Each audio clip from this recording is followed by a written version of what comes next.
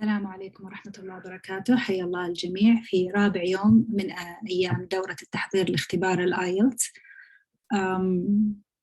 استراتيجيات وطرق فعالة. اليوم إن شاء الله حتكون آخر يوم في الدورة. راح نتطرق إلى writing and speaking in IELTS, but before that we have to go back to some of the ways you can improve your writing and speaking, as we couldn't cover this section on the second day, so we'll go through it very quickly. But before that, let's go over the logistics very quick.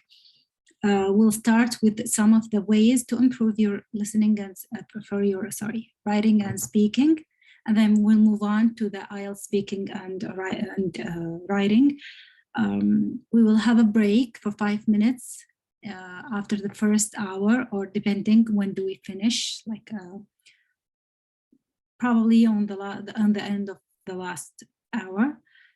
Should you have any questions or comments or requests, you feel free to write them down in the chat, or you can unmute yourself whenever we allow that. That is in the break or at the end of the lecture. Okay. بس قبل ما أبدأ أحب أشكر النادي السعودي بنيوكاسل على تنظيم وإعداد هذه الدورة وتنسيقها. وأعرف بنفسي، أنا رنا السبهان، محاضر بجامعة الأميرة نورة بنت عبد الرحمن، حاليا مرشح الدكتوراه في قسم اللغويات التطبيقية في جامعة ريدينغ، تخصص علم الأصوات. I'll be with you throughout the day. I should need your help because I may not be able to see what's on your screens. I just need your support. Whenever I ask you, please let me know if you can see the screen or not, okay? Now, let me go back to the, to the listening and to the reading, not listening, reading, sorry, to the speaking and to the writing section. How can you improve it before we go on to the IELTS bit? So I'll go through this very quickly. If you are not sure, just stop me or say something in the chat and I will try to slow it down. Sorry, try to slow it down. Can you see the screen? Just yes or no, please.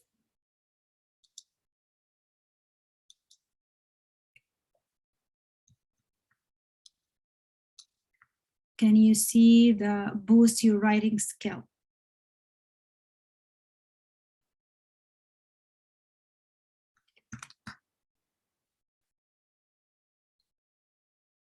Yes or no? Anyone?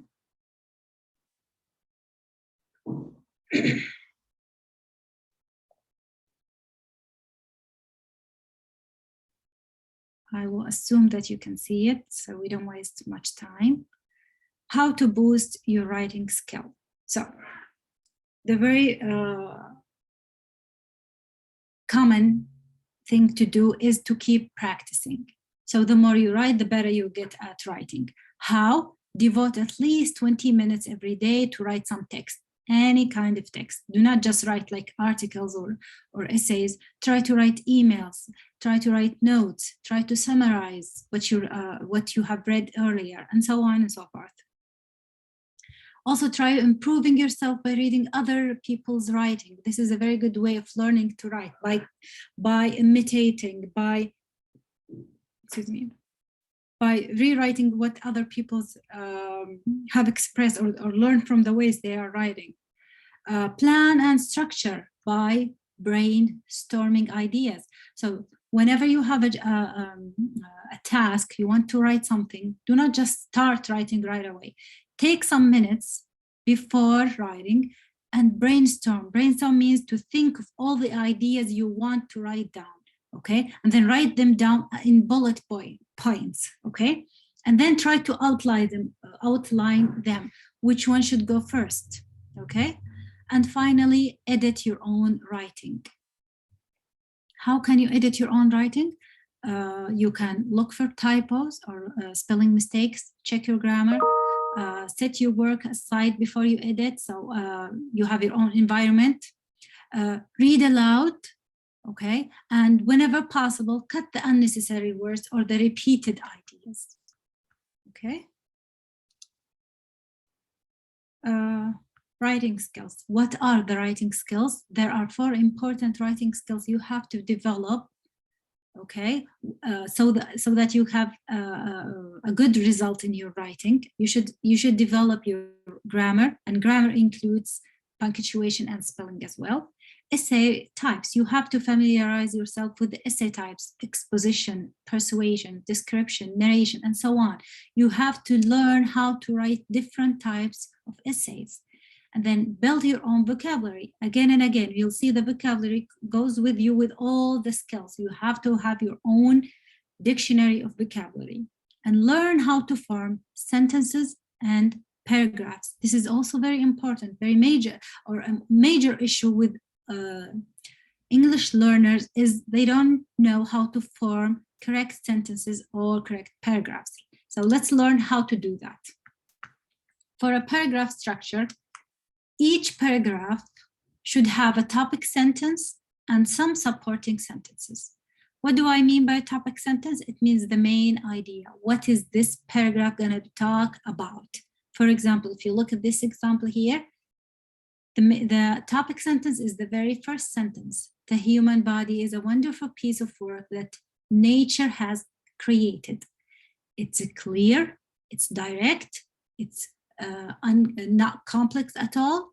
So this is what we call a topic sentence. You're telling the reader what is the whole paragraph going to talk about. Obviously, we can tell it's going to be about the human body.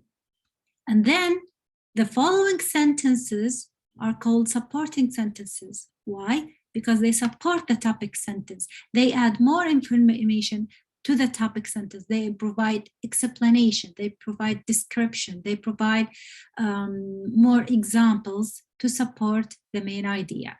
And they should be arranged in a logical order. Finally, the blue one is called a concluding sentence.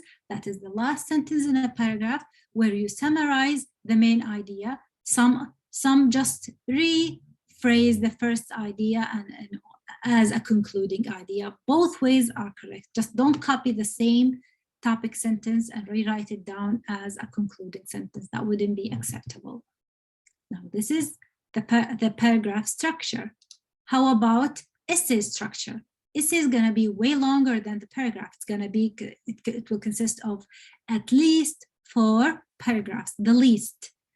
The first paragraph, we will call it the introduction paragraph, and then the second, the third, or the fourth. In this case, it's only 3. These are called body paragraphs or supporting paragraphs, and the final one's called the concluding paragraph. Okay. It's similar, in this case, it's similar to the structure of the paragraph, but of course with the difference in the length. So the introduction paragraph, it should have a hook or an introductory sentence, something to tell the reader what is the whole essay going to talk about. Okay, so in a sense, it's similar to the topic sentence within the paragraph. Okay, the second, and the third, and the fourth paragraph in this case are called body paragraphs. What do? They support the introductory, the main idea.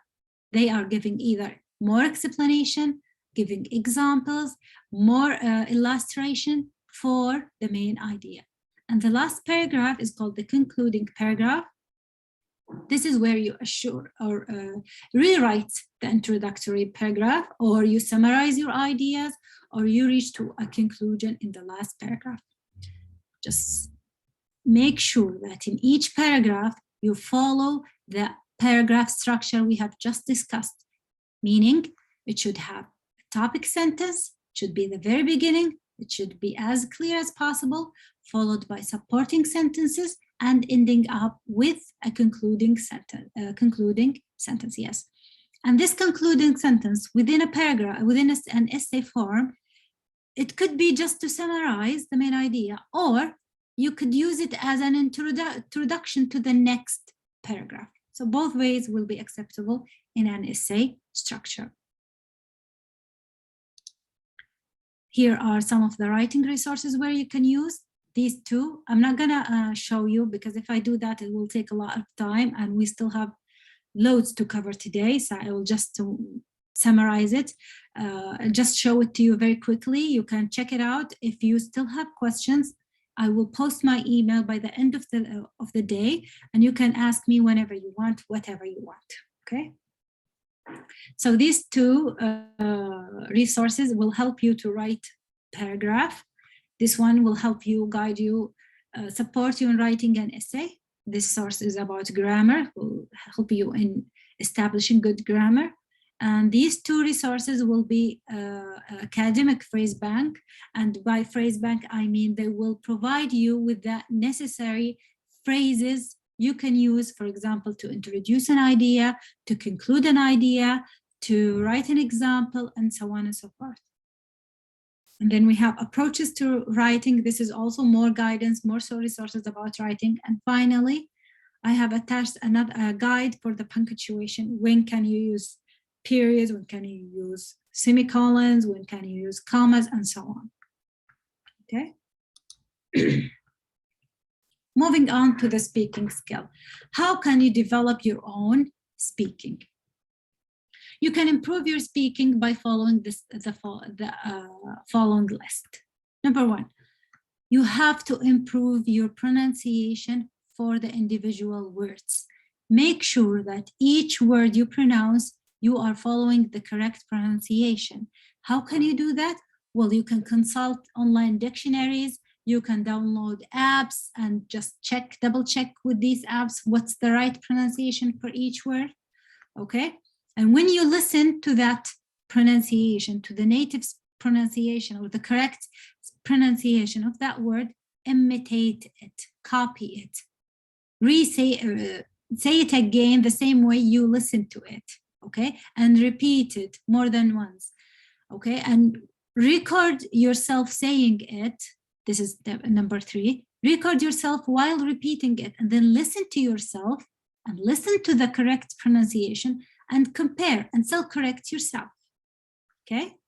Then finally, start speaking English as much as possible to the people around you. You don't need them to speak English. You don't need them to reply back to you. Just speak English as much as possible. You can even speak in front of a mirror so you can see your expressions. You can see your mouth, how are you pronouncing? How do you feel when you're pronouncing these words? And when you copy or imitate other native speakers, do not just imitate the words.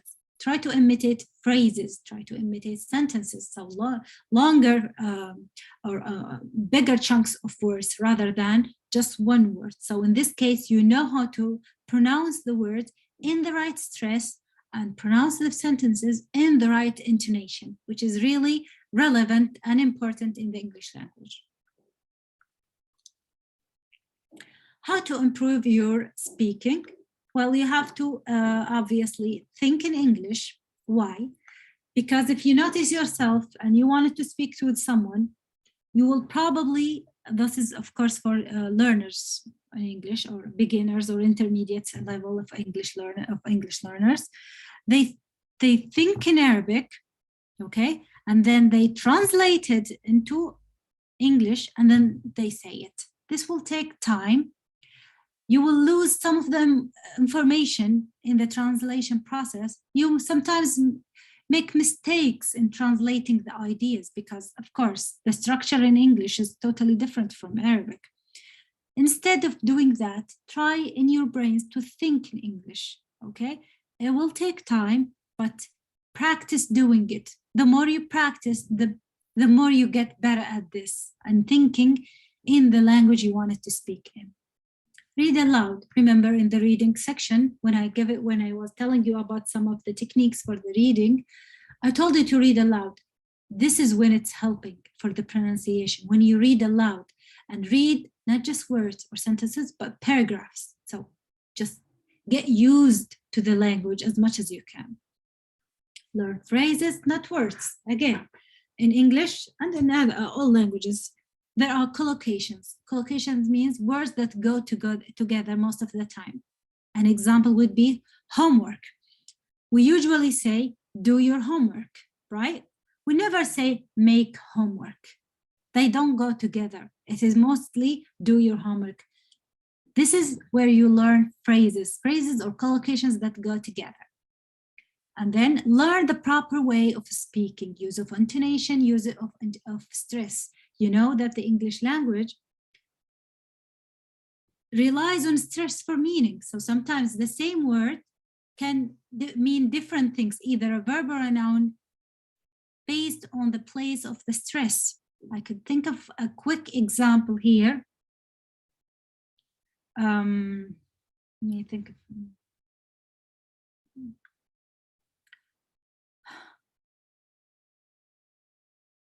If you have an example in mind, please share it with me. I don't have anything in my mind right now.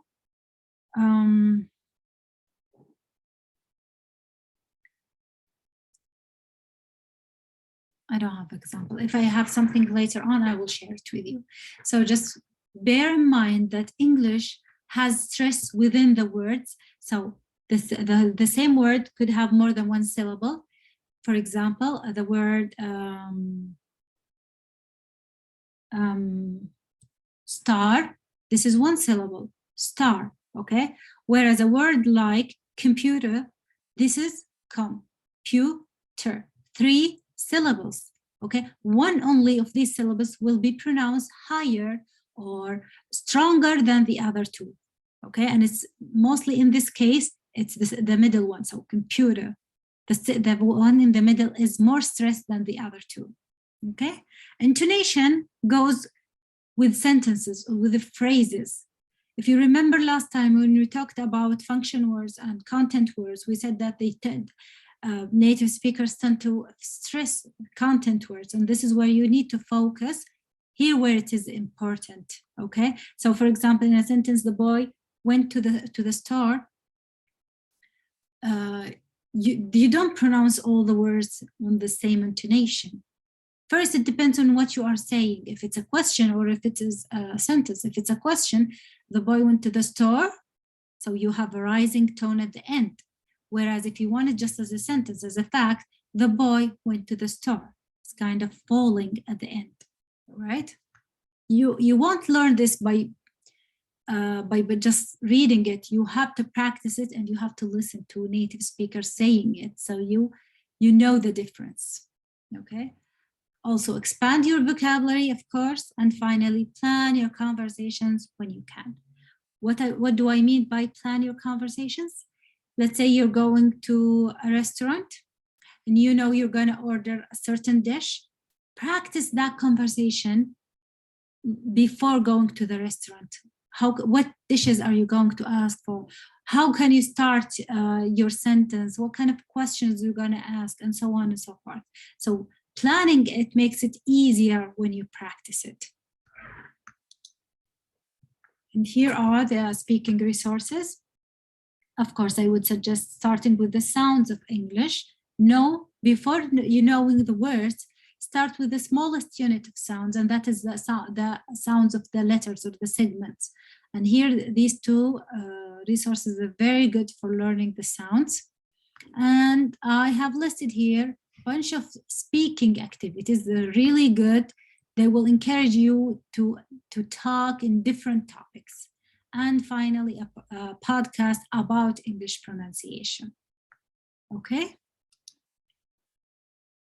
Last but not least, if you are still a beginner, if you're still building up your English language, here are some English language courses. They are, I believe, most of them are free, okay, and they are well known, or they are produced on well-known platforms like FutureLearn, Coursera, or edX. They are good, very good courses for the English language. You can consult them, you can check them out. If they work for you, go ahead and take this course. Okay, remember, this is from our, for those who never showed up the first 3 days, we share our ways of developing or improving our English language. If you have a website, if you have a resource of any kind, a podcast, a YouTube channel, a book, an article that helps you learn English, please log in to www.menti.com, and then in the box, write this code, and then write the resource you want to share with others. By the end of today or tomorrow the most, we will collect all these ideas and post them on Twitter, on Newcastle's Twitter account. Okay, any questions so far?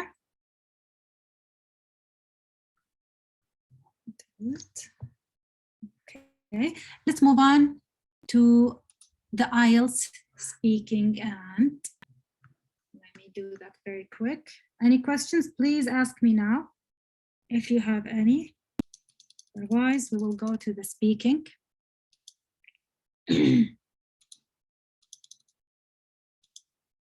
Writing, start with the writing first. Yesterday we did the listening and we did the reading. Okay.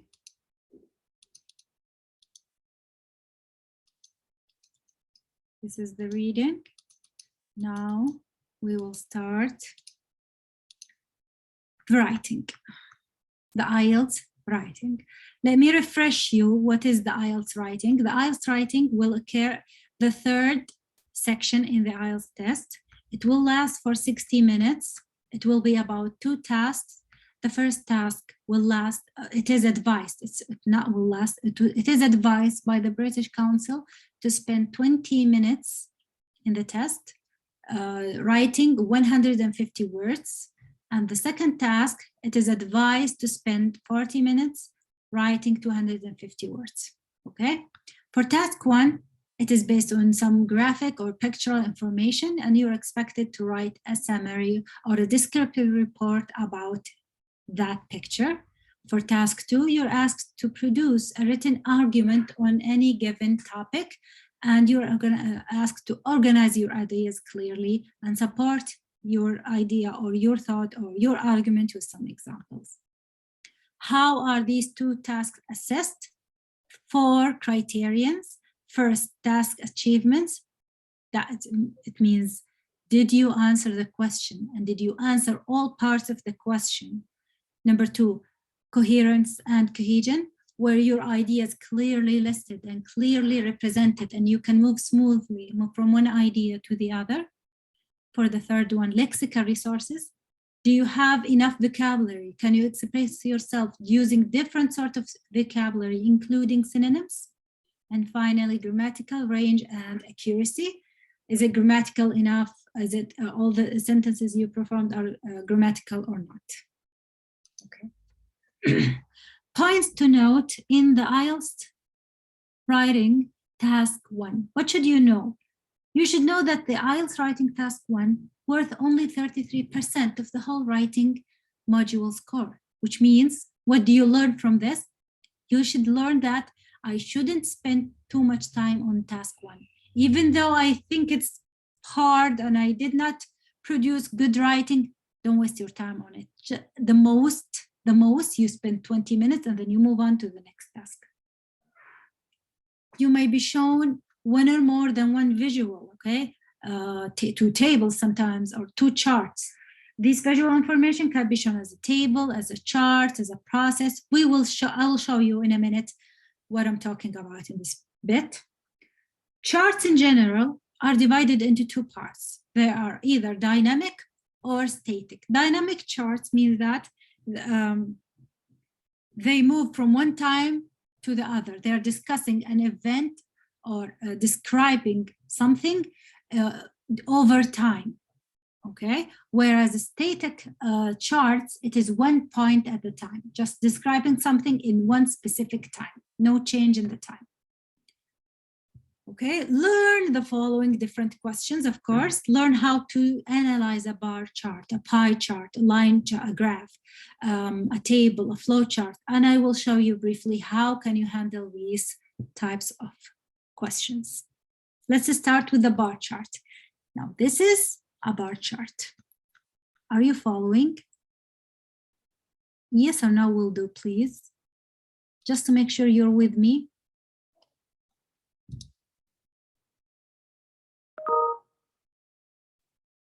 Anyone?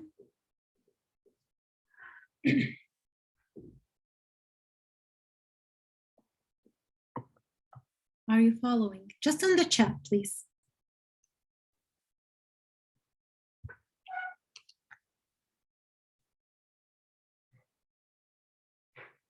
I just need to check that you are with me.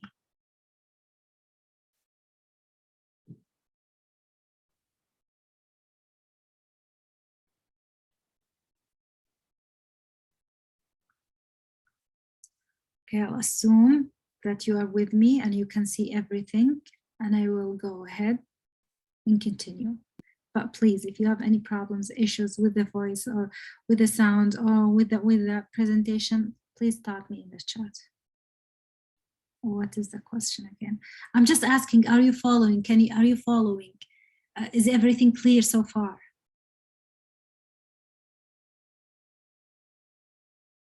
Okay, good. A bar chart. What do I mean by a bar chart? This is a bar chart. Okay, recognize it. This is how it looks. And this is the question. The bar chart below shows the sector contributions to India's gross domestic product from 1960 to 2000. Okay, this is the topic. This is what is this chart about. But this is not the question. This is the question. So make sure you read everything. Summarize the information by selecting and reporting the main features and make comparison where relevant. So what are they asking you to do? Any guess? What are they asking you to do? When you write this, what are you supposed to do?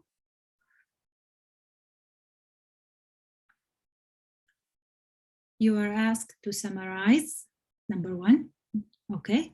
Number two, you are asked, you're asked to report the main features.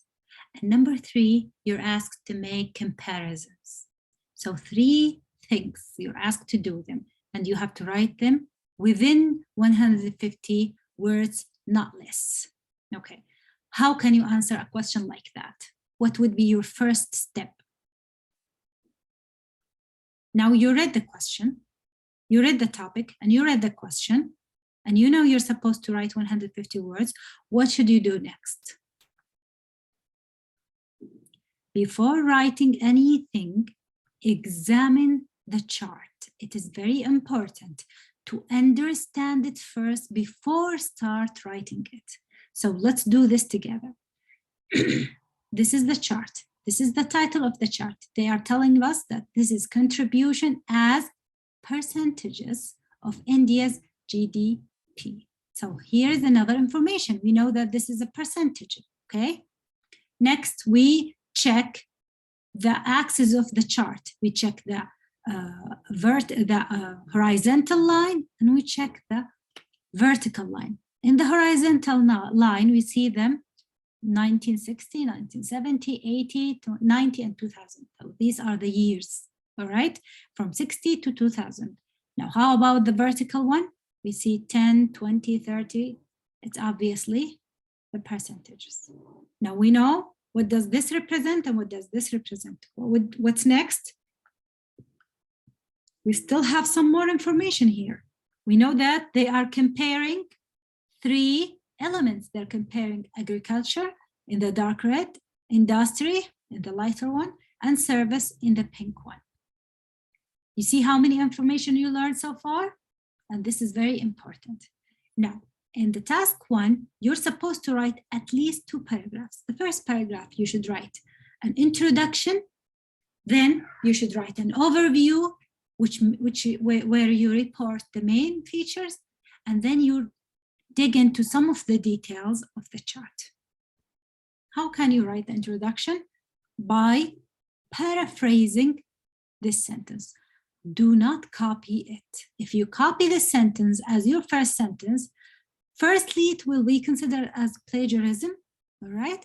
And secondly, you haven't added any information to yours. They can tell that you don't have the ability, you don't have the enough vocabulary to use synonyms, and you don't have grammatical ability to rephrase the whole sentence. So make use of the information here to restate the same sentence. Let me show you here what the sample answer should be.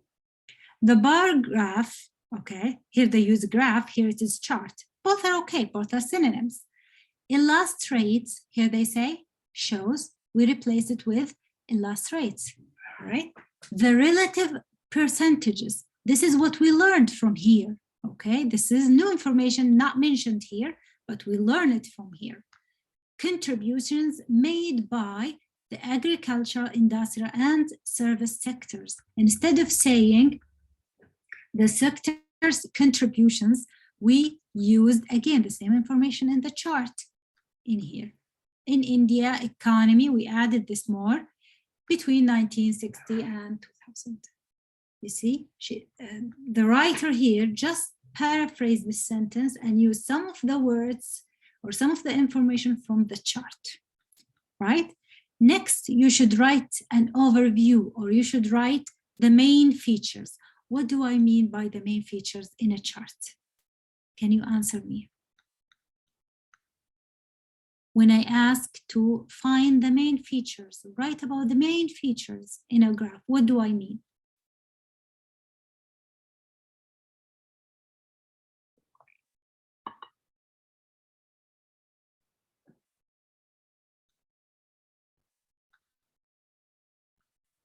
What do you think? What should you write? Any ideas? We are not here to evaluate anyone. We're just explaining and trying to guess the best way to write in the IELTS test. Okay, I don't have time, so I'll go ahead and explain to you. The main features here means talk about the most noticeable, okay, the differences, okay, yes, it could be. Features, the main features here talk about the most noticeable thing. What do I mean, again, by the most noticeable thing?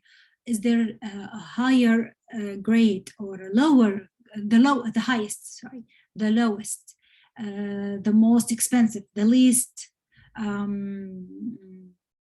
what else? Something, you know, extreme, okay? So if you see here, you can say that in 1960, we can see something really, really noticeable. Agriculture, okay, received the highest percentage of, agriculture received the highest percentage of all three. Whereas in 2000, okay, here I compared and I reported the main feature at the same time. It was the services that received the highest percentage. Now, this is from my point of view. This is what I can see as the most noticeable one, okay?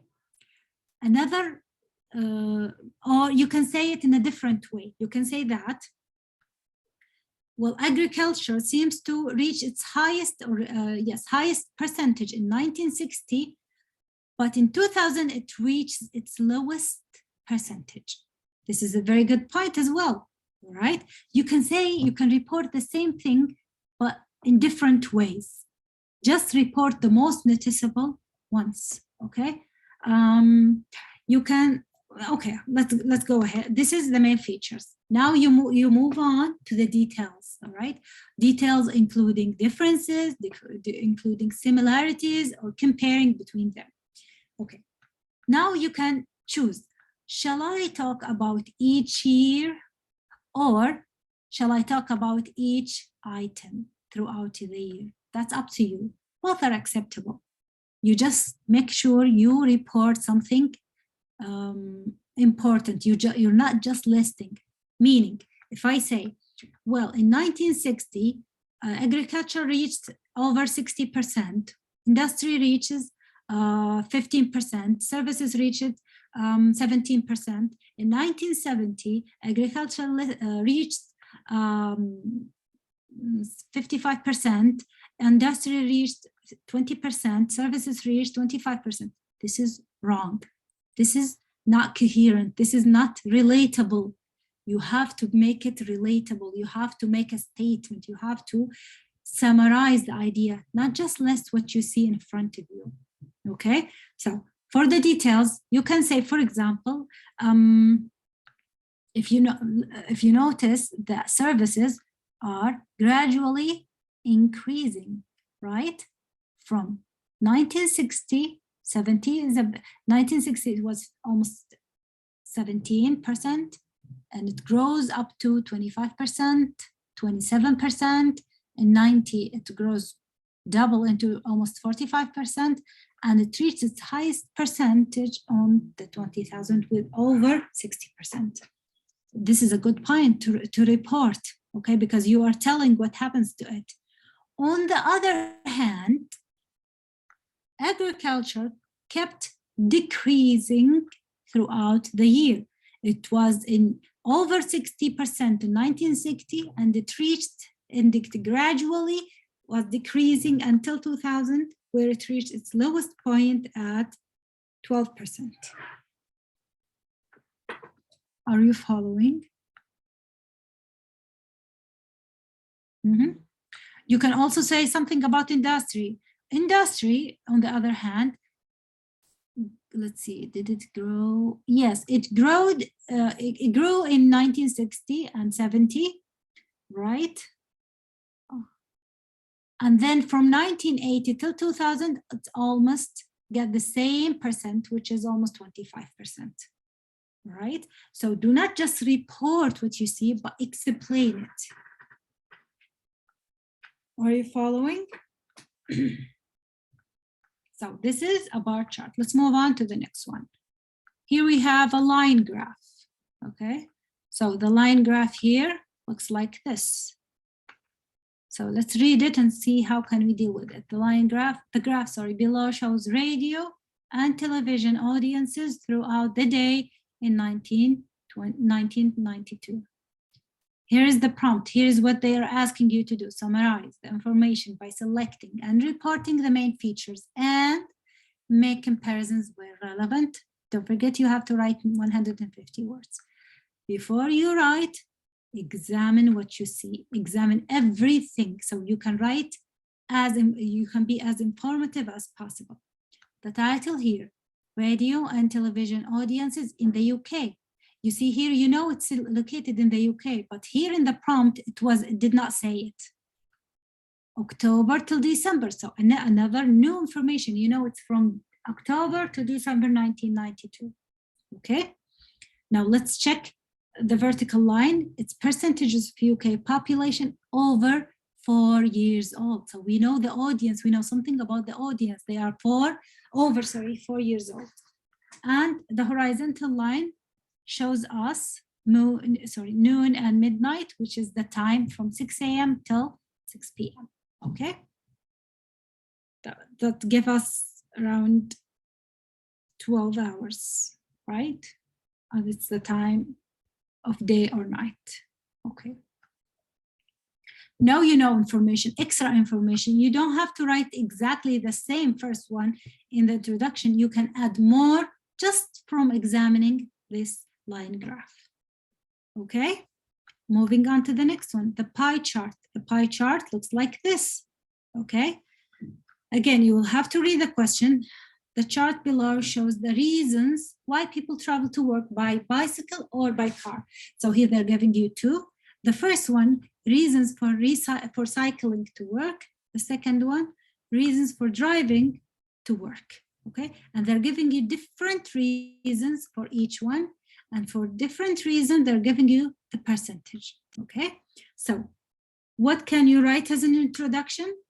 Instead of saying, for example, the chart below shows the reasons why people travel, can anyone jump in and suggest another introduction for this task in the chat, if you can?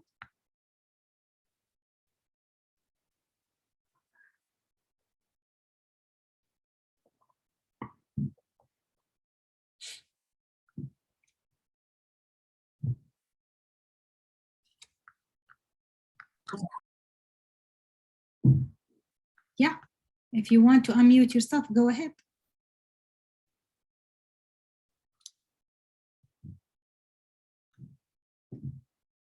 Can you unmute yourself?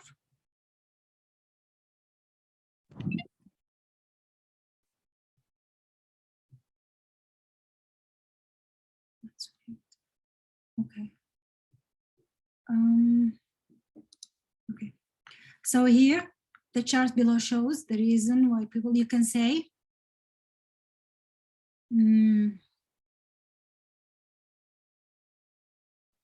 People recycle, people cycle to work for reasons different from, for example, people who drive to work, and then start talking about the reasons for each one. How about the noticeable, the main features? What do you think the main features in each? What should you report here as a main feature? And what should you report here as a main feature?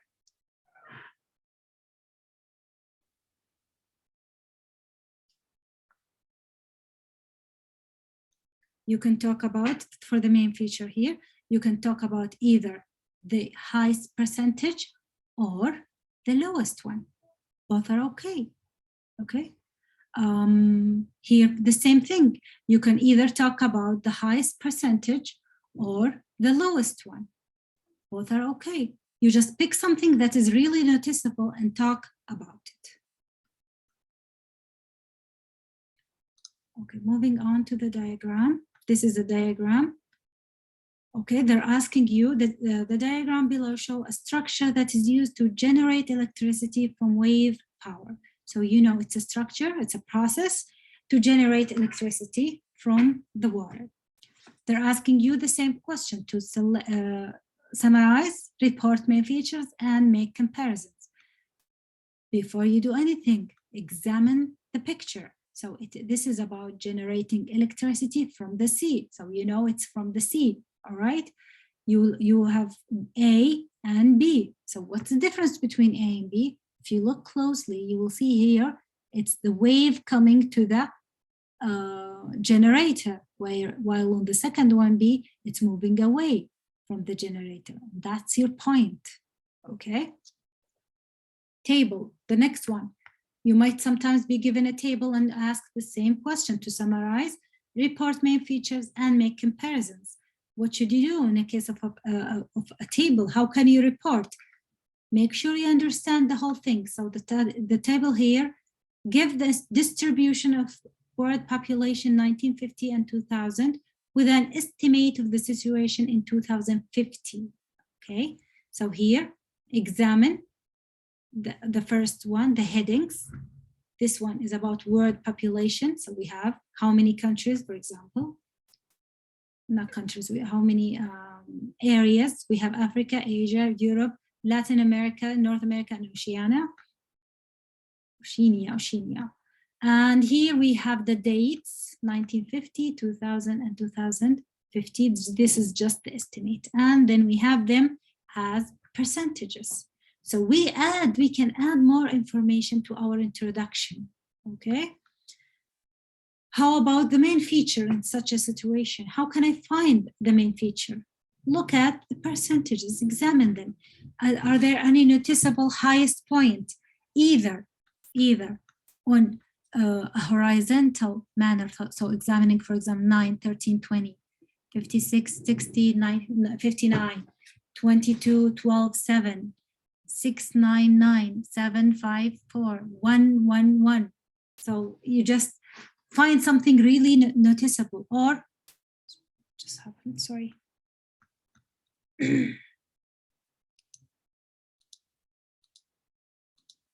Okay, or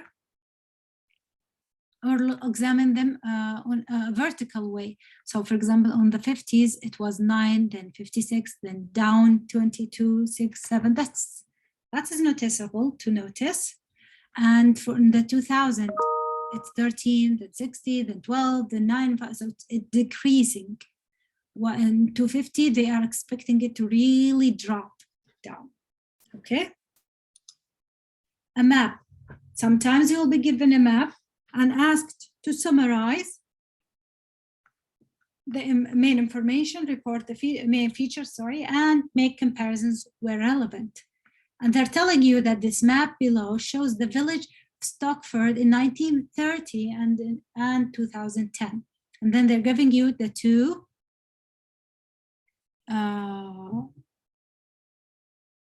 villages. This is in 1930 and this is in 2010. Okay, so you can have a look and examine them. You can see here some key, the houses, they're showing you that these were the houses, okay? So you can tell that in 2010, there were way more houses than in 1930. In 1930, they used to have, let's see, farmland, but they don't anymore. So there are main features, big main features or noticeable features you can report first, okay?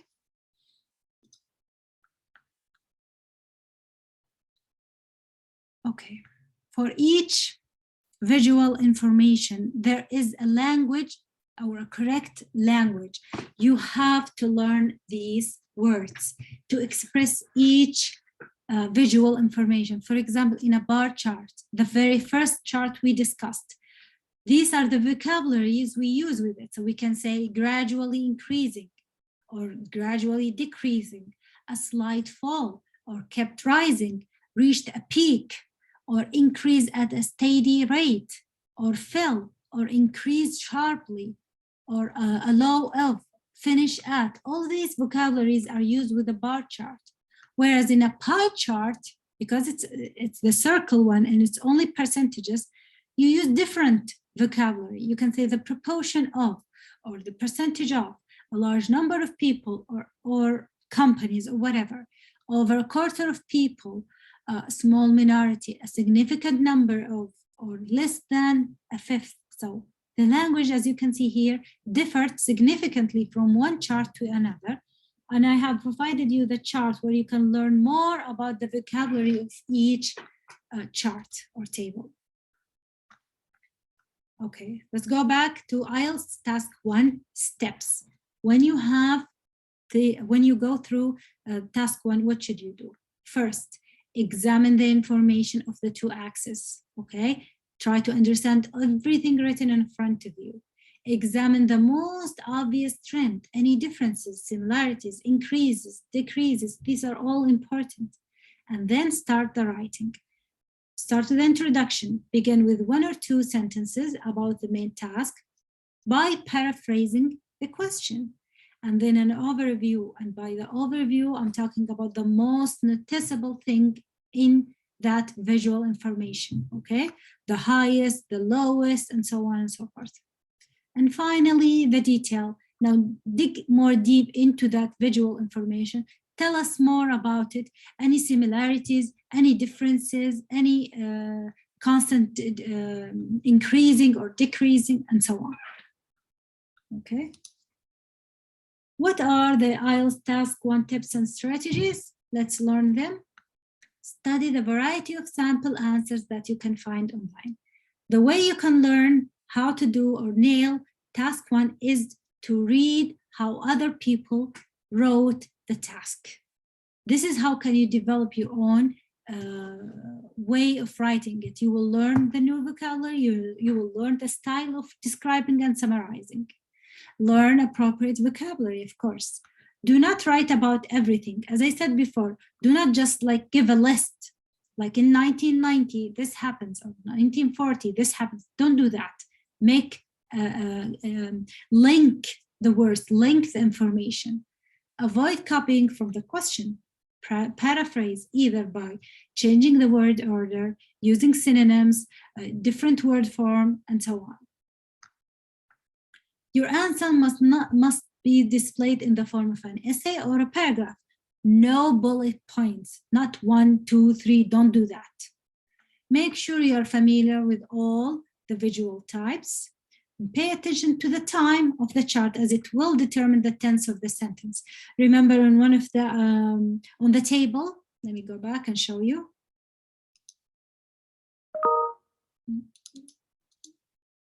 The table, remember here, they were comparing 1950, this is past, 2000 past, and 2050. So with these 2, when you talk about these 2, you'll probably be using the past tense, okay? It happened, it increased, it decreased. But when you're talking about 250, this is expectation. It's not here yet. So we are going to use the future tense. It is expected that the percentage will rise to 20%. and then will constantly rise till 59. Then it will drop to 7% and so on. So be careful when you are writing about the chart and watch for the tense, okay? And finally, underline the key points and look at what the question is asking you to do. Remember to read the whole thing, not just the prompt. Read the whole thing to understand what they're asking you to do. Is it clear? Let's go on and do, let's go on and do some of the common mistakes in the IELTS writing. What are the common mistakes? Number one, present irrelevant information. What do I mean by irrelevant information? It means writing something they did not ask in the question. For example, let me show you with one of the examples. Let's see. Okay, for example, in this question, you would write that in the headings, there is word population 1950, 2000, and 2050. This is not reporting. This is not summarizing.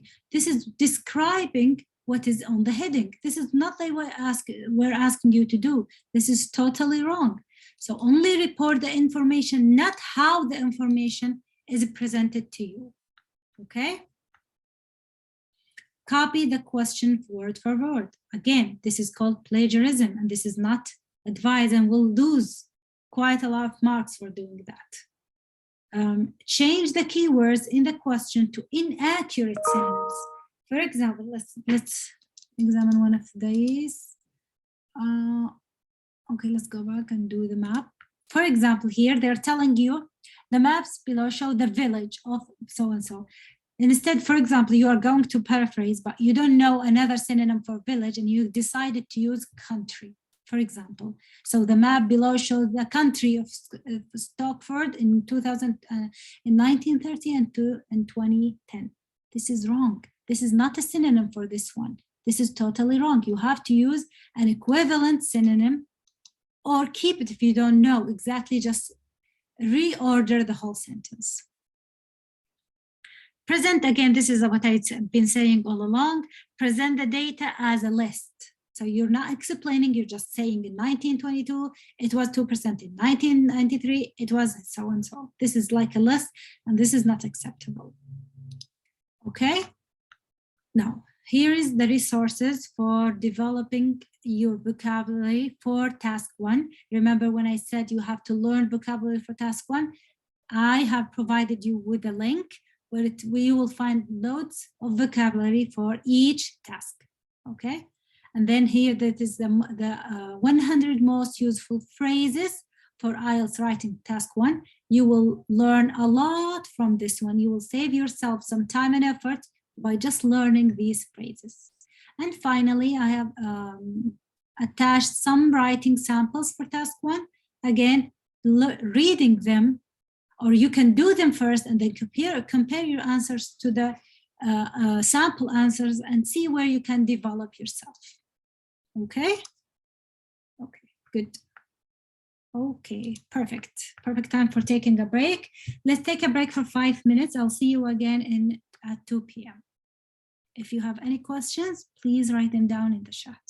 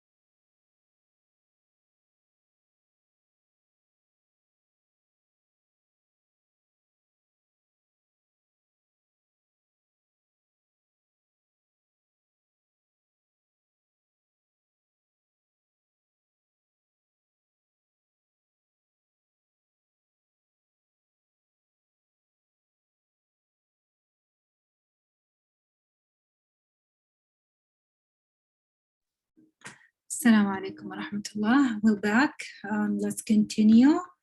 So we have finished the past hour, the writing section for task 1, and we're moving on to task 2 on the IELTS writing. So for task 2, you will be asked to write your opinion, or you're going to be asked to discuss a topic or an idea. These topics are one of these listed topics, either health, environment, education, technology, globalization, development, transportation, criminal justice, youth crime, or government spending. Why do you need to know these? Well, simply you need to know the topics because you need to develop a vocabulary list for each topic. If you don't have the vocabulary, you won't be able to express yourself or your opinion or discuss any topic without having the right vocabulary. And you need also to practice writing about these topics, okay? But first of all, you need to learn phrases. And by phrases, I mean how to introduce your idea, how to present an opinion, how to conclude your idea, and how to give an example. So to introduce your idea, you can say, for example, in my opinion, or my point of view, or from my perspective, or it may seem that, and so on. For concluding, you can say in conclusion, or to summarize, or I would like to conclude. And for giving examples, you can learn to say an excellent example is, or to cite one example, or take one example, one instant, okay? And here is the source for many more phrases where you can learn. What kind of questions you have in the IELTS task 2? Well, you will have one of these 4 options. They will ask you either to whether you agree or disagree. And to give an example, in the last 20 years, there have been significant developments in the field of information technology, IT. For example, the World Wide Web and communication by email. However, these developments in IT are likely to have more negative effects than positive in the future. To what extent do you agree, disagree? So here you have the topic. You have the topic here. You know you are going to talk about information technology, okay? And you will have to say whether you agree or disagree. For question 2, you might be asked to discuss 2 opinions. For example, some believe that money for education should mainly be spent on better computers, while others believe it would be better spent on teachers. Discuss both views and give your own opinion, okay? So they want you to do 2 things. They want you to discuss whether money for education should be spent on computers or money for education should be spent on teachers, okay? And then tell them which one you go for it, okay? Advantages and disadvantages. For example, it is important for people to take risks in both their professional lives and personal lives. Do the advantages of taking these risks outweigh the disadvantages? So here they want you to talk about advantages and disadvantages of taking risks.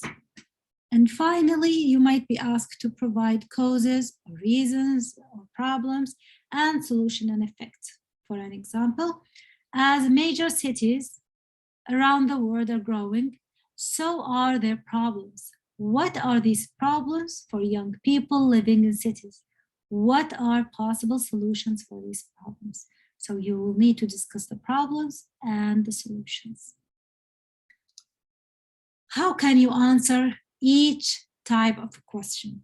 Well, for agree and disagree, make sure that you choose one side of the argument. You either agree or you disagree. State your opinion very clearly in the introduction, okay? And then give reasons on the following paragraphs to support your opinion. Just make sure you stick to your opinion. You do not agree, and then at the end you disagree, or the other way around. Choose one and stick to it throughout the essay. For discuss 2 opinions, you will have to talk about both, okay? Develop both sides of the argument, okay? And then you may start with the ones that you don't agree with and conclude with the one you agree on. Okay, here because you're asked to discuss just 2 points. For the advantage and disadvantage, in the IELTS task 2, you are asked to write 250 words in less than an hour. You won't have time to list many advantages and many disadvantages because you won't be able to simply, okay? So choose one, mostly 2 advantages and 2 disadvantages, and support your answer with explanation, with description and examples, okay? And the same goes for the causes, reasons, problems and solution. You won't have enough time to list them all. Stick to 2 causes and 2 solutions, or 2 reasons and 2 effects. Okay. How is the structure of your second task? Okay. How now let's imagine you have received the task, the writing IELTS test, and you are starting your task 2. What should you do? Well, first, you should spend at least 2 to 3 minutes just analyzing the question. You have to understand the question very, very well. You know what you're supposed to talk about, and you know what tasks you should achieve in each one. Now, then, before writing, generate ideas, brainstorm ideas, write them down aside on a note or something, okay? Just collect or think of all the ideas you can think, and then try to outline them, order them in a logical way, and then start writing them. When you start writing, start with the introduction, okay? Tell the reader what is the topic is about. If it's, of course, you're gonna paraphrase, and of course, you're gonna add more to it, but tell the reader from the very beginning, from the introduction paragraph, what is it about and where do you stand from it, okay? The second paragraph, and I suggest you write just 2 paragraphs, okay? 3 paragraphs is acceptable, it's okay. Even 4 paragraphs is okay. But for the sake of time, and you should have the last 5 minutes just for revision, so stick to the 2 paragraphs, okay? For body paragraphs, for 2 ideas. Each paragraph represents 1 idea. The last paragraph is the conclusion. And in the conclusion paragraph, you will write 2 to 3 to 4 sentences most. You're just restating your opinion, rephrasing the introduction, or summarizing your ideas. Okay? Here is strategies and tips for task 2. Again, the most important one of these is to read the questions carefully. Okay? You will need to identify what is the topic, what you need to talk about, and what is the task within the topic. Is it agree or disagree, or is it just discuss both points, or are you asked to list advantages and disadvantages? You have to understand what they are asking you to do with that topic. Bear in mind that task 2 carries more weight than task 1. That's why you should spend more time in doing it. Each paragraph should contain 1 idea, 1 topic sentence, and use a variety of complex sentence structures. Do not just write subject, verb, object, subject, verb, object. It's going to be boring. Make long sentences, make short sentences, and use different rounds of grammar. Use a range of linking words and phrases. The linking words could be within the paragraph or between the paragraphs. And then use a range of vocabulary, show the reader that you are expert in that matter and you have a wide range of vocabulary. You do not read to repeat yourself or repeat the same words over and over and over. In task 2, unlike task 1, there is no right and wrong answers. It is your opinion and you are entitled to express your opinion. There is no right or wrong. You just need to clarify your point of view. You need to support it. That's what they're looking for. And finally, write formal academic English. That means don't use abbreviation like writing can't. No, you should write cannot. Am, no, right, yam, okay? How, the question, we have a question here from Muhammad. How do you know? How do I know? Oh yeah, there is a count in your screen. If you're using the computer, there is a count in the screen that tells you how many words you have written so far. You don't need to worry about that. If you're writing on paper, you'll just have to write, you count how many words you have written, okay? What are the common mistakes in the writing task 2? It's writing about the wrong topic. Let me give you an example about a wrong topic or missing the task. Let me give you an example, a real example. Okay, let's say you've been asked, let's say you've been asked this question. Some believe that money for education should mainly be spent on better computers, while others believe it would be better spent on teachers, okay? If I answer with the following, or I talked about the following, money spent for schools and universities, okay, and building schools and building universities, this is wrong. This is off topic. I did not address the topic here. I will lose, they will deduct loads of marks because I am off topic. I did not talk about the topic they're asking me to do. Okay, now this is off topic. If I answer the question as follow, discuss both views and give your opinion. Okay, let's say I talked about education should be mainly spent on computers, and I described why, and I added examples and an illustration, and I didn't talk about teachers. That counts as wrong as well. You should talk about both topics. You do not miss one task on the other, even if it's two opinions and they're asking you to talk about both. If you neglect one, that they will be deducted out of your marks. So be careful, read the question carefully so you do not miss marks for such mistakes. Okay. Another mistake, another common mistake, list all the problems. List all the problems, causes, and solutions they can think of, not necessarily linking them. Yes, remember when I said they're asking you to write advantages and disadvantages? Let's say advantages and disadvantages of online teaching, okay? So you started saying online teaching saves time, saves effort, save the environment. And you continue just mentioning, listing the advantages. Even if these reasons are correct, even if they are reasonable, but just because you are listing them down and not explaining them, not providing examples, this is not enough, okay? So focus on only 2 points, but explain them in a good way, okay?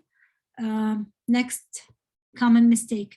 You either write a short essay, they're asking you to write 250 words and you wrote 150 words. You will definitely lose marks. Spelling mistakes, grammatical mistakes, of course, this is such a common mistake. Or mixing American and British spelling. This is also a common mistake. If you choose one and stick to it.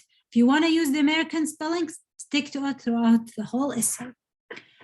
Using slangs, again, like gonna or can't, this is not acceptable. They have to be full forms, okay? And finally, using single sentence paragraphs or very long paragraphs, okay? So your paragraphs in the essay should be reasonably similar, okay? And even the sentences should be reasonably, or their length should be reasonably appropriate, meaning that you can't have a sentence last for 2 lines. That is too long. Okay, make sure your sentence is reasonable, not too long, not too short, and the same for paragraphs. Except for the concluding paragraph, that could be short because you're just concluding. And here I provided you with a list of task 2 examples. They are discussing so many. Let me show you some. Would you like to see some? Should we go ahead and continue our slides? What do you think? Do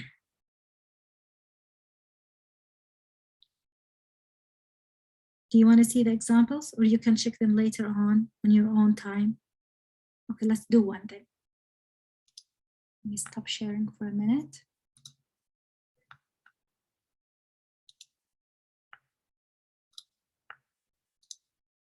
Okay, this is IELTS writing task 2. Okay. Here they're explaining the task, what you should do, what to expect. Okay. And here are, so look how many examples. Let's see the first one.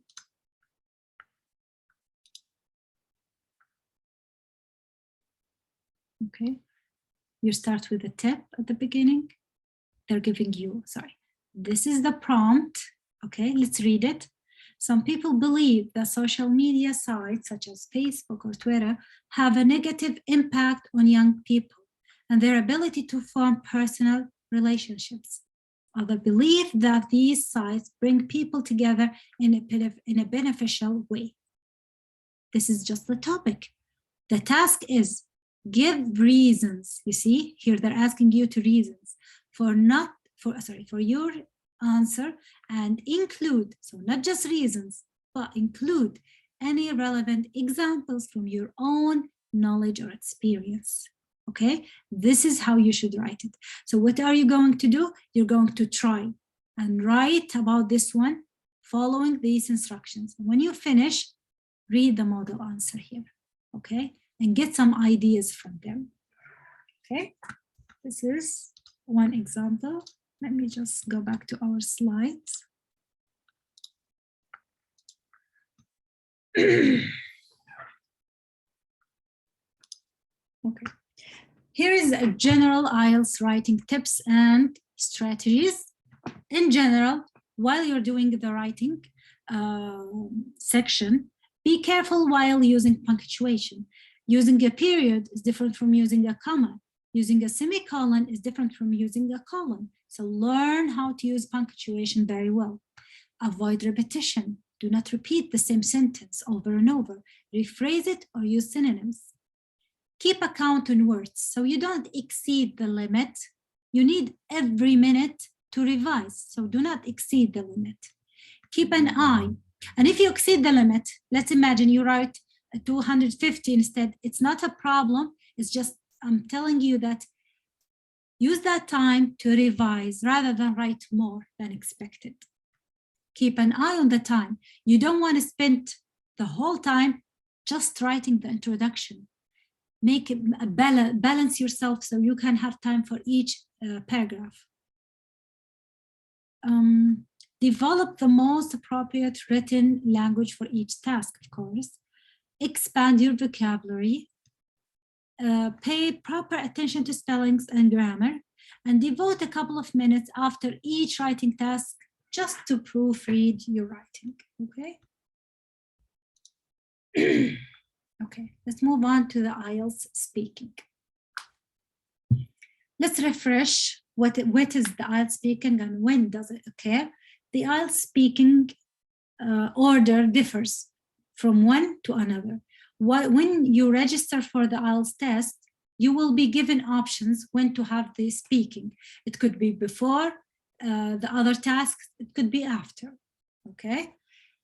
The IELTS speaking only lasts for 11 to 14 minutes most, and the examiner controls the time. He will tell you, he or she will tell you when to start and when to stop. It has 3 parts. Part 1 will last from 4 to 5 minutes, and it's kind of casual about familiar topics like home, family, study, work. Part 2 lasts for 3 to 4 minutes, and you will be given a topic and you will be asked to talk about that topic. And part 3 will last for 4 to 5 minutes. In this section, you will discuss the same topic with the examiner.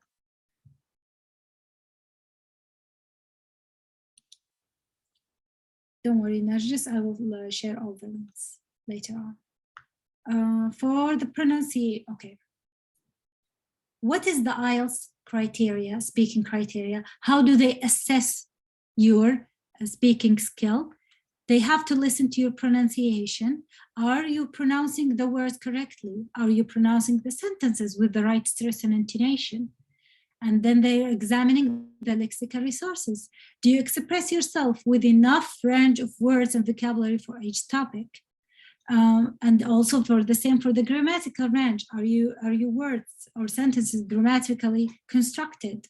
And finally, for fluency and coherence, can you speak naturally, comfortably, without pausing or without repeating yourself? What are the main IELTS speaking topics? Here are the main topics: either your job or your study, the internet, likes and dislikes, the weather, hometown, sport, health, families. All of these topics, you can have one of these. Now for part one, what will happen in part one? Firstly, they will ask you to state your name and show your identification. This is when you first meet the examiner. Secondly, you will be asked general question about yourself, like where you live, what did you study, what are you working on, and so on. Okay. Then they will ask you more questions about more familiar topics, like what kind of music you like to listen to, what's your hobbies, cooking, weather, and movies, any general topic. This part focuses on your ability to communicate your opinion with others and your ability to converse with other people on a different range of topics. For part two, the examiner in this case will give you a card. In this card, you will have a topic with some suggested points. They will give you also a minute to think and formulate your ideas. They will hand you a paper and a pencil. You can write down the ideas so you don't forget them. And then after a minute, he will ask you to start now, okay? You will have exactly 1 minute to prepare and make notes before the examiner, yep. This part assesses your ability to speak at a lengthy manner. So how is your ability to describe or talk about a topic without being interrupted for a kind of longer time, okay? For part three, we'll discuss the topic, the same topic you have discussed in part two. The examiner in this case will ask you questions about it, more general questions, to see how can you react to these questions. How well can you express yourself in an abstract manner, okay? This is to assess your ability to express and justify your own opinions, how to analyze, discuss, and speculate about a range of issues. Now, what is the speaking strategies and tips? Let's start with the first one. Just like the other skills, practice as much as possible. Talk to friends, families, peers in English. Record yourself and listen to yourself. Evaluate yourself. How is your pronunciation going? How is your intonation going? Compare yourself to native speakers. During the IELTS test, speaking test, do not be scared that you're giving wrong or right answers. They're not judging you. They're just listening how good you are in expressing yourself. To give you an example, if they are asking you to talk about a dream, and suddenly you feel like you can't think of a dream, you're blocked, you can't think of a dream, make up one. It's okay. They just need to see how fluent you are, okay? Practice speaking naturally and clearly without stopping. When you're being asked a question, like for example, do you like music, for example, do not answer with yes and then stop. No, elaborate, talk more. Yes, I like listening to music, like for example, when I'm exercising or when I'm reading. My favorite music is classical and so on. Just few sentences, one or two, that's enough. paraphrase their questions rather than repeating the vocabulary they use. For example, if they're asking you, do you prefer to exercise inside or outside? You don't have to say the same thing. I prefer to exercise inside. No, you can use it. You can use different vocabulary. I enjoy exercising in the gym, for example. Okay, that's instead of saying inside. Okay. Watch some high-level speaking tests. Yeah, this is very good. If you continue watching IELTS speaking tests, doing their tests, and of course high raters or good speakers, you will learn a lot from them. Don't worry if the examiner interrupts you. Nothing is wrong with your speech. He's just telling, he or she is just minding the time at this point. And make sure you use the correct tense. So if they're asking you, tell us about your childhood, of course you're going to use the past tense. But if they're asking you, what's your plan for the 5 years to come? Here you're going to use the future tense, of course. So be mindful of the tense. Common mistakes in the IELTS speaking test. Of course, repeating the examiner's question as it is without paraphrasing it. That means that's show the examiner one thing, that you don't have enough language. You can't express yourself in other way. Just make sure you don't repeat the question or rephrase it or use different synonyms. Responding to a question with silence. Let's say they ask you about cooking and you have never cooked in your life. Okay, you don't just keep quiet.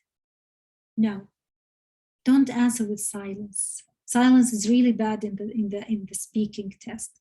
Even if you don't know anything about the topic, say that. I'm not good at cooking. I have never cooked in my life. I always been kicked out of the kitchen because I make mistakes more than good things. I don't know, but whatever, just say that. Do not just keep quiet. Okay. Sometimes one of the common mistakes is giving short answers like yes or no.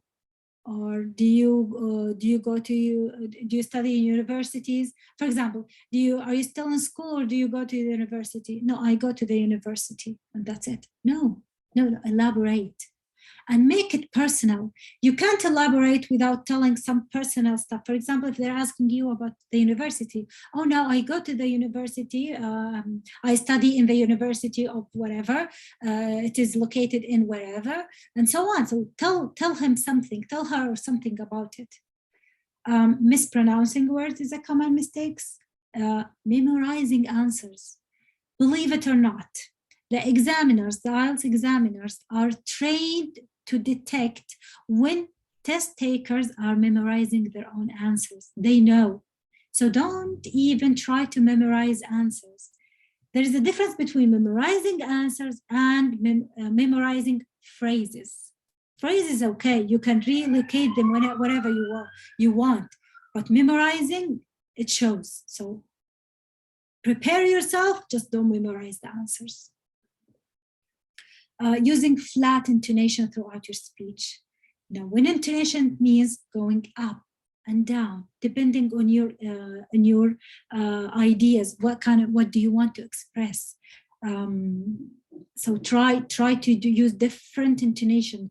It means raise up your voice at some, not voice, I mean, stress some words and make some others unstressed. You may raise your voice at some time, but then lower it down at other times. So just use different types of intonation that they see that you are really good at expressing yourself with different, in non-verbal way, let's say. Speaking too quickly or even too slowly, both are wrong. You have to find a good rate of speaking where everyone can understand you easily. Going off topic, just like the writing test, you have to answer the questions. It doesn't matter what kind of answers you give, just answer the questions. They're asking you to talk about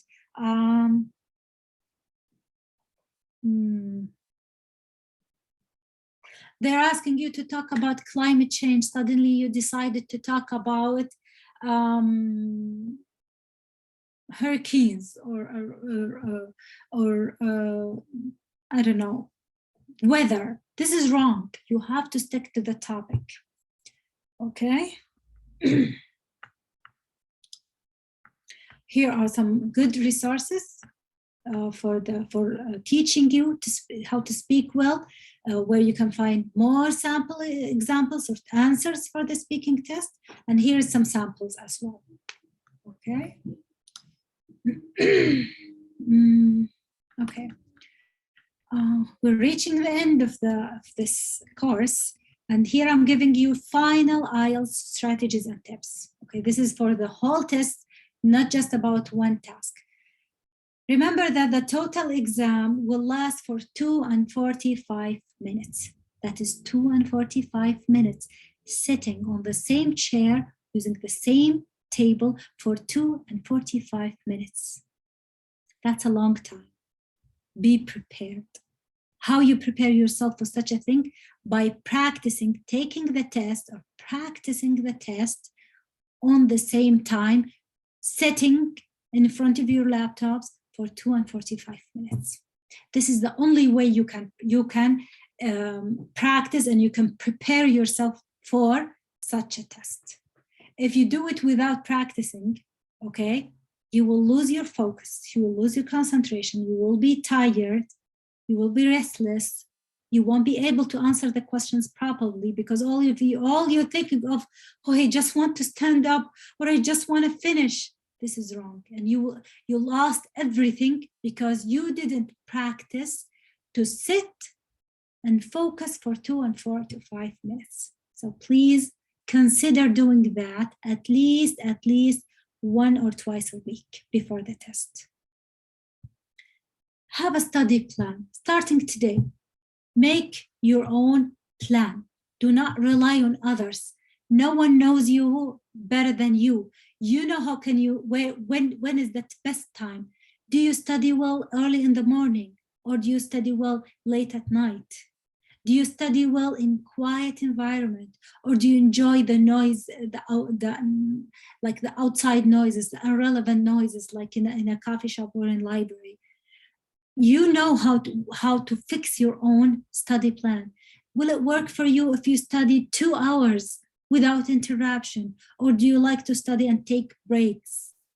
Decide, and the sooner the better. Decide which study plan works best for you and stick to it. Be attentive and read the questions carefully, and if you know you are not a careful reader, read it twice.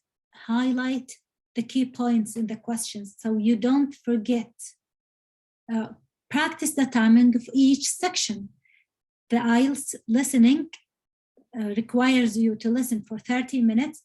Make sure you practice listening to 30 minutes while answering, and so on for the other tasks. Pay proper attention to spellings and grammar and punctuation as well.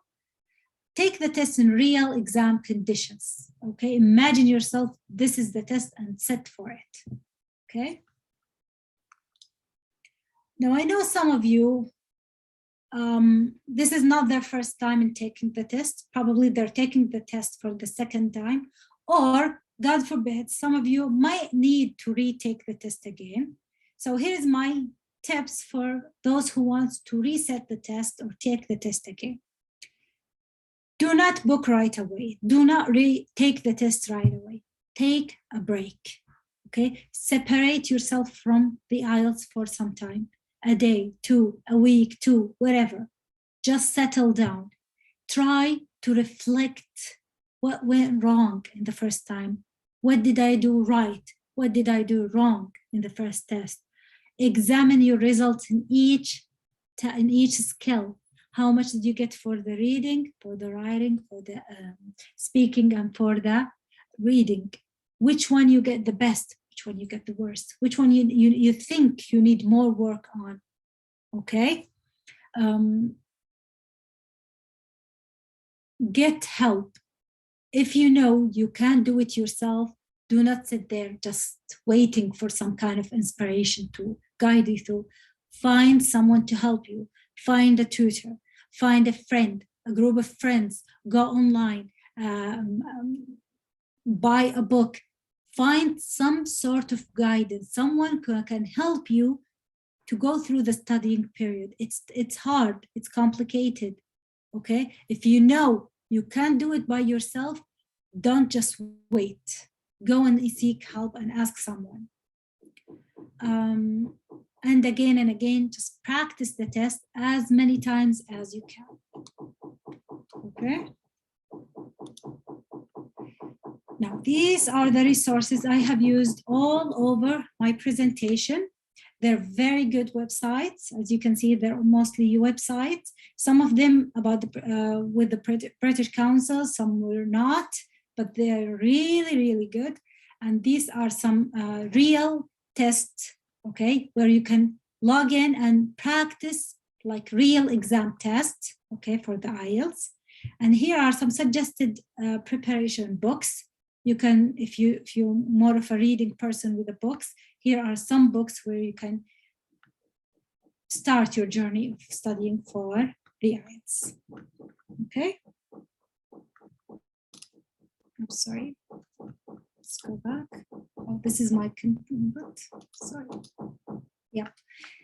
If you still have some ideas and you wanted to share it with others, please log in to www.minty.com. Use this code and write down the ideas you think it can help someone get through the test or the language itself. Okay, let me share with you the link, but first let me stop sharing.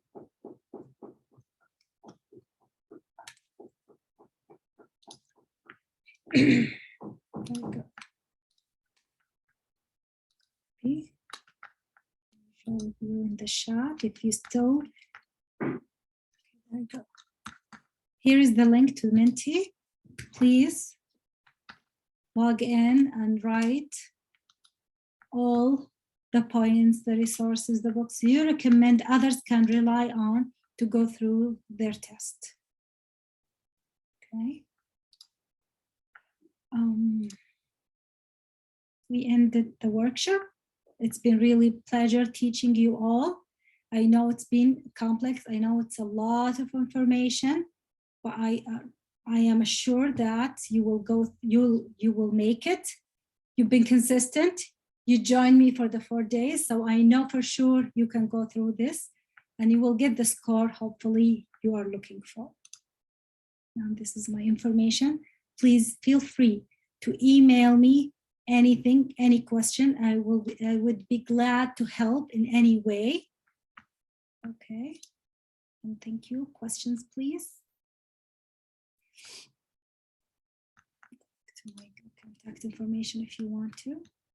If you want questions, write them down in the chat. Feel free to unmute yourself. If you want me to go back to any slides, I'm more than happy to do that. Just write it down. Sorry. اللهم اجمعين يا رب.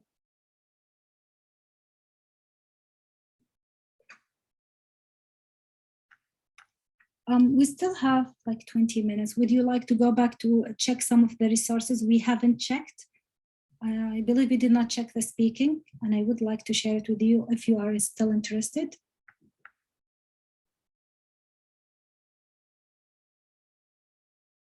What do you think?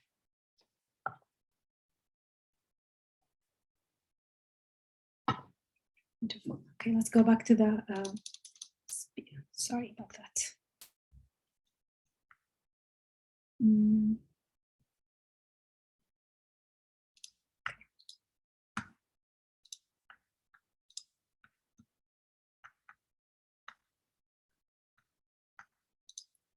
I think I'm not sharing it properly. Let me try and share it again.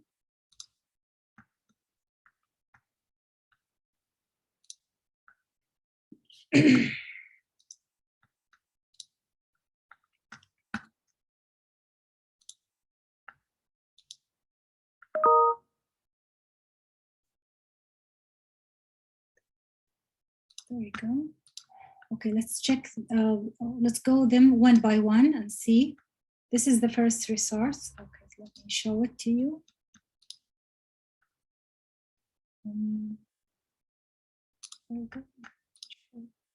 Can you see it?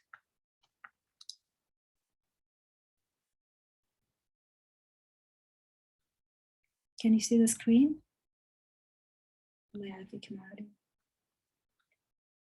Can you see the screen? It's a free IELTS speaking test. Prepare with IELTS speaking topics and templates for IELTS speaking part 1, 2, and 3. Okay, good. Let's go through them. Okay. I haven't checked these in a while, so it's like looking at them once again. Here they have this the speaking by topic. So as you can see here, the first one, they're giving you questions, okay, about accommodation and hometown. For example, these are the kind of questions you expect from the examiner. So he or she might ask you, let's talk about your hometown. Where is your hometown? Or what do you not like about it? Or does the place you live in have many amenities, and so on? Or maybe these are questions about weather or hometown. For example, does bad weather ever affect transport in your country? Okay. These are all list of questions, by the way. So what you need to know is you imagine yourself in front of an examiner asking you each question and practice answering to these questions. Believe it or not, doing this will transform your score from, let's say, 4 to 6 easily, because you have practiced.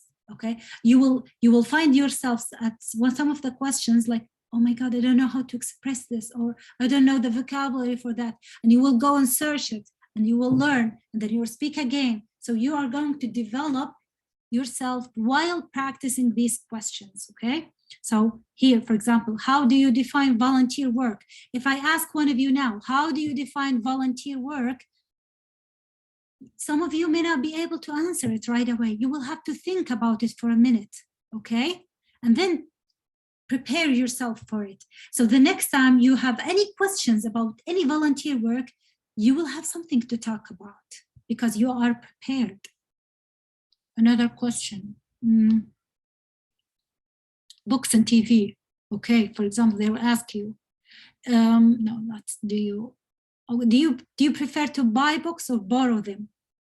When you have such a question, you do not say, oh, I like to buy them, and then quiet. No, this is what I have been telling you. Don't answer with short answers. You can say, for example, no, I like to buy books because I like keeping them. I like to write my own notes on them and keep them and go back after few months and reread them again. And I enjoy reading my own notes later on. Just add some more to your speech, okay? Okay, that's enough with this one. Let's move on to the next one. This is IELTS Jackie. She's really professional. Her website is very, very informative, not just in speaking, but in every aspect. I'm just selecting to you what I think is really best or special in some way. If you see here, she's giving IELTS speaking lessons, okay? So let's see, let's choose one of the lessons just to show you how to begin your part 2. Remember, excuse me. Remember part 2, you will be given a card and you will be given a minute to think about it, and then you will start talking without being interrupted. So let's see what she has to say about it. Okay.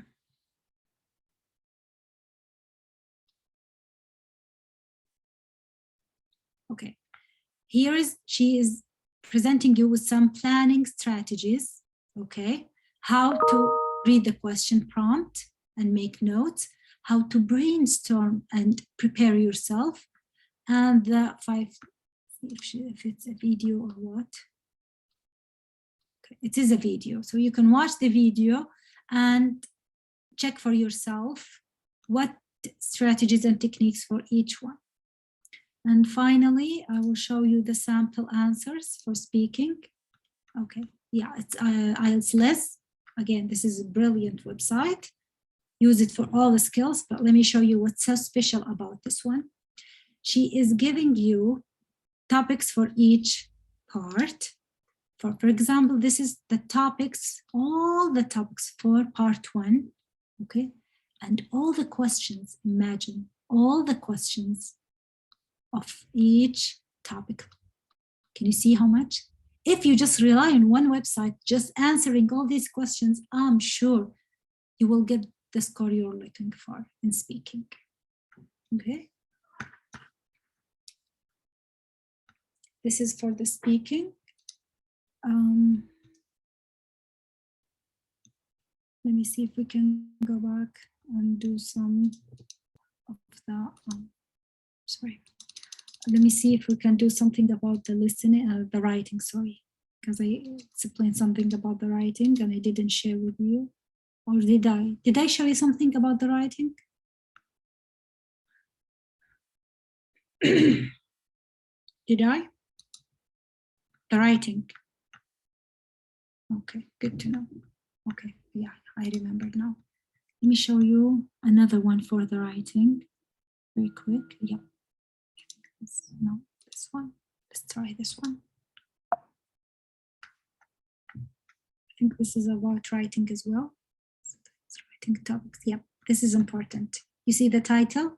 Recent IELTS Writing Topics and Questions 2022. You see, they're giving you the most recent topics. Okay, so they're giving you, this is for task 2. Okay, this is for September 2022. Okay. Some people believe that car-free days are effective ways to reduce air pollution. However, others argue that there are other ways that are some effective. Discuss both views. You see, these are the recent ones. So you are prepared to deal with these topics. So I would also suggest you can go there. Let me try and post in the chat the links you are interested in the most. Here is the writing. Oh, I can't. Let me just stop sharing this one first. I will share with you in the chat just in case something is wrong with your emails or something. These are the task examples. But if you didn't receive this link to this presentation, please email me back. I will do my best to email you all the links. Okay.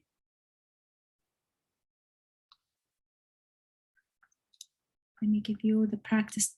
Oops, sorry, just a second. And this is, if you have any question, this is your chance to ask any.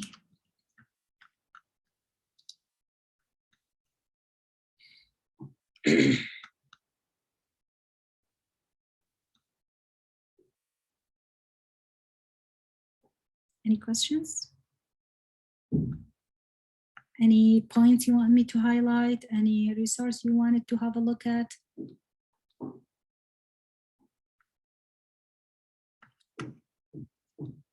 Okay, I think we can end this workshop. So once again, I would thank all the attendees for today's lecture. It has been such a good time teaching you for 4 days. I hope you learned a lot from this workshop. I would like to extend my thanks to the Saudi Club in Newcastle Saudi Club for organizing this workshop. Of course, thanks to Dr. Ahlam for making this possible. Wish you all the best, and I hope you can email me back with your grades soon. Thank you very much, everyone. All the best.